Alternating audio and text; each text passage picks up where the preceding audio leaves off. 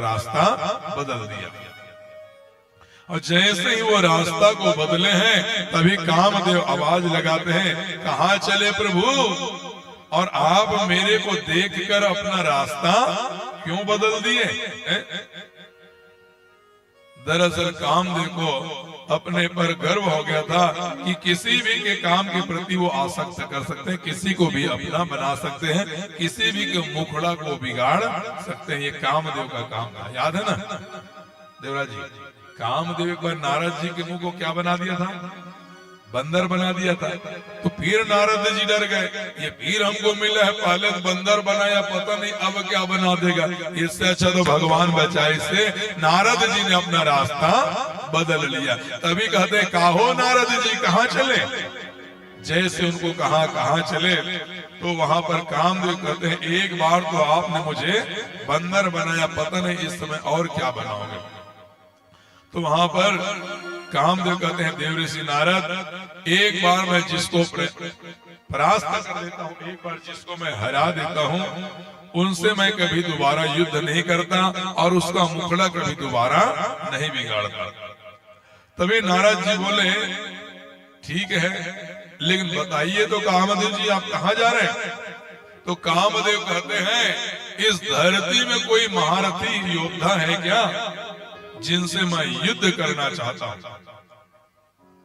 किंतु कोई महारथी योद्धा है इस धरती पर जिससे मैं क्या करूं, युद्ध करूं। राधे राधे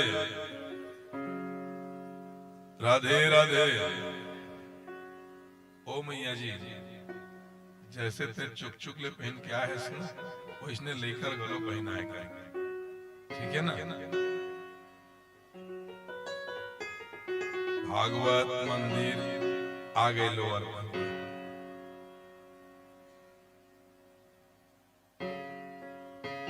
बेटा अभी घर जाबे और तोर मम्मी के हमारी जब तक पैसा निकाल के कपड़ा दुकान ले चाट चाट कपड़ा लेके आबे, तोर मम्मी चुचवावत रहा है।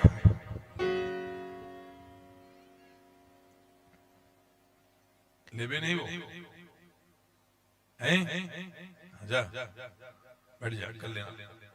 राधे राधे। याद रखो चाले बाबा बात, कोई भी अपने बच्चे को, पति को स्वयं मंदिर, भागवत, गुरु, समाज, परिवार में कभी भी लोअर टी शर्ट अर्थात कभी भी पहन कर नहीं जाना चाहिए। जितना सुंदर आपको भगवान ने शरीर दिया है, अरे काला गोरा से थोड़ी ना मतलब होता देवराज जी। अरे मेरे सीता महारानी ना संजय जी, कोई गोरू को नहीं, मेरे सीता तो सांवरो राम को चुना है। मेरे रुक्मणी ने कोई गोरो को नहीं, मेरे रुक्मणी तो सांवरो को चुना है। इसलिए काले गोरे से कोई मतलब नहीं होता। हमारा सबसे सुंदरता क्या होती है, पहनावा होती है। भगवान कहता है, मैंने इतना सुंदर शरीर दिया है आपको, इतना हाथ पैर सुंदर दिया है, तो जब मेरे सामने आओ ना तो स्मार्ट और सुंदर बन करके आया करो। भगवान यही तो कहता है। तो तैयार होकर के जाना चाहिए और बच्चों को भी तैयार होकर के ही ले जाना चाहिए। याद रखना, मुझे बोलने में अच्छा थोड़ी लगता है, लेकिन हम सनातन के लिए बोलेंगे नहीं तो लोगों का ज्ञान मिलेगा कैसे। राधे राधे। और मामा गांव जाना है देवराज, लइका मल्ला तो दाई माला देख, पहले तो लइका मल्ला तैयार करते हैं, खबर मामा गांव जाना, मैके में होकर इज्जत खराब नहीं होना चाहिए। हाँ, मैके वाला के सामने होकर इज्जत बने रहे, बल्कि ससुराल में गिदरा पिंदरा पहने रहे, मैके वाले ही सब कुछ ठीक होकर मन बना। काबर ससुराल की चीज में जाकर वहां गुलशर्रा उड़ाते, अब मैकेल कभी पहन ओढ़ के आते का, उसने लेके आते काबर पति कम ही है। हाँ, राधे राधे। आज हमारा जो रास लीला है, भगवान कृष्ण को, कृष्ण का नाम सुने हो कामदेव जी? बोले इस कृष्ण कौन है? तो उन्होंने कहा, ऐसा कोई महारथी बताओ जिससे मैं युद्ध करूं। तो नारद जी बोले, इतनी सी बात है कि आपने कृष्ण का नाम सुना है? बोले इतने सामर्थ्यवान हो तो जाओ, कृष्ण से बड़ा महारथी योद्धा और कोई इस दुनिया में नहीं है, तुम उससे जाकर क्या करो, युद्ध करो। बोलो राधे राधे। तभी कामदेव कहते, बोले कृष्ण कौन है और कहाँ मिलेगा? तो नारद जी महाराज मुस्कुराए और मुस्कुरा करके कहते हैं कामदेव तुम कृष्ण की पता नहीं जानता, ये दुनिया कृष्ण को जानता है और ये दुनिया कृष्ण की इशारा पर ही चलता है, क्योंकि भगवान कृष्ण तो लास्ट में संजय जी गीता में कह दिया, अरे पागलों संसार के, इस दुनिया में और कोई भगवान नहीं है, मैं ही भगवान हूँ और मैं ही दुनिया को चलाता हूँ, ऐसा भगवान कृष्ण ने गीता में कह दिया है।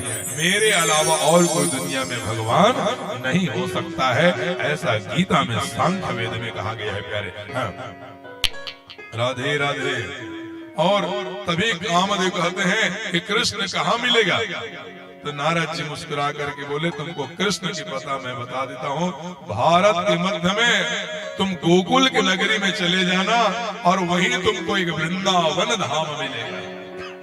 क्या मिलेगा? वृंदावन धाम मिलेगा। और मेरे कन्हैया कदम पेड़ के नीचे बंसी बजाते हुए और यमुना नदी के किनारे रास रचाते आपको मिल जाएंगे। इतना ही सुनते ही कामदेव भगवान कृष्ण के पास में वृंदावन पहुंचते हैं और जहाँ भगवान ने सुंदर क्या बजा रहे थे, बांसुरी बजा रहे थे।